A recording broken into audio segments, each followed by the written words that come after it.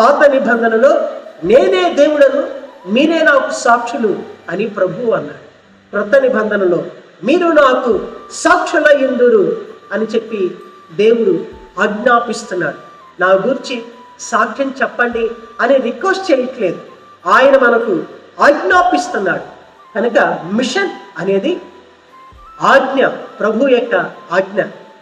ఆజ్ఞ పాటించువారు ఆయనకు చెందినవారు, ఆజ్ఞ మీరిన వారు ఆయనకు చెందనివారు, పైగా అతిక్రమించిన వారు, పాపం చేసిన వారు.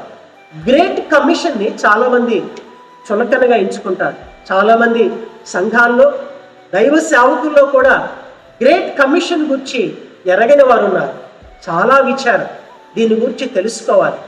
ప్రభువు పని చేయమని మనకు సెలవిచ్చాడు. God's mission is in great commission.